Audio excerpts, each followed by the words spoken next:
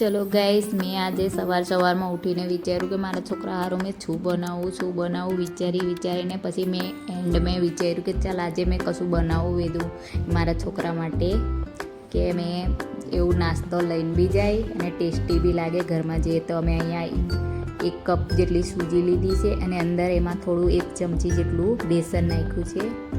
તો બેસનને સૂજીને મસ્ત હલાવીને મિક્સ કરી લઈએ. પછી આપણે પાણીના મદદથી, પાણી હોય તો પાણી, દૂધ હોય તો દૂધના મદદથી આપણે એને મિક્સ કરી લેવાનું છે બરાબર.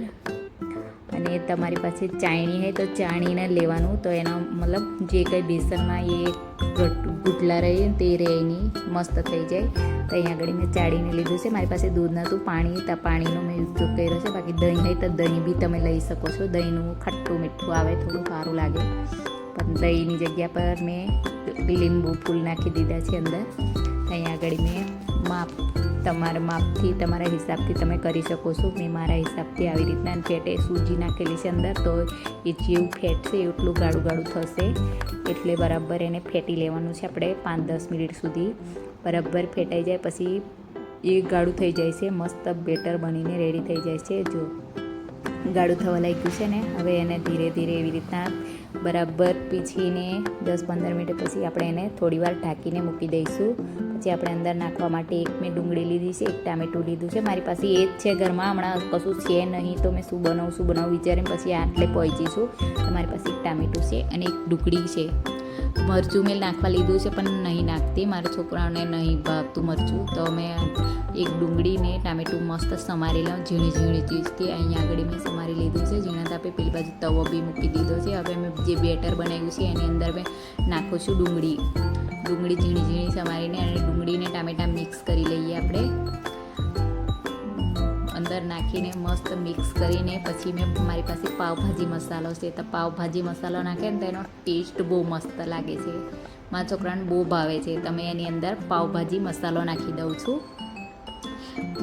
પાવભાજી મસાલો નાખીને તમારા હિસાબથી તમે નાખી શકો છો. મેં 1 ચમચી જેટલો નાખ્યો છે, 1 ચમચી બી નહીં, ઓછો છે. ગરમ આવે છે, એવરેસ્ટનો છે, તો ગરમ હોય છે મસાલો, વધારે પડતો નહીં નાખતી, મીડિયમ, ખાલી સ્વાદ આવે એટલો.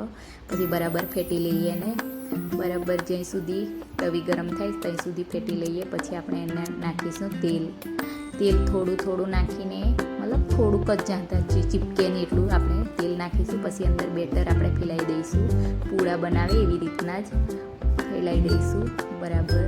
જો મસ્ત થાય આવી રીતના ગોળ, મતલબ તમારા હિસાબથી જેવી રાખવું હોય એવી રીતના, ડિઝાઇન વાળો બનાવવું હોય તો ડિઝાઇન વાળો, જેવી રીતના બનાવવું હોય એવી રીતના તમે નાખી શકો છો. મેં આવી રીતના બેટર ફેલાઈ દીધું છે. હવે જો મસ્ત થઈ ગયો છે ને, જો કેવી રીતના આસાનીથી નીકળે છે. અહીંયા આગળ મારું જે બનાવ્યું છે ચીલો, પૂડ્યો, જે તમે બોલો એ નાસ્તો બનીને જો પેલી બાજુ ભેરાઈ દીધો, રેડી થઈ ગયો છે. હવે થોડું તેલ આપણે એની અંદર એ કરી દઈએ તો ફ્રાય જેવું લાગે, તો એનો ટેસ્ટ બહુ મસ્ત લાગે છે. તે આવી રીતના મેં સવારમાં રોજ હવે ડેલીનું એવું થઈ ગયું છે કે શું બનાવું. અહીંયા આગળ મારો પુલ્લો બનીને રેડી થઈ ગયો છે. જો કેટલો મસ્ત એકદમ મુલાયમ આવ્યો છે. તો મેં 2-3 ઉતાર્યા છે મારા છોકરા માટે જ ખાલી,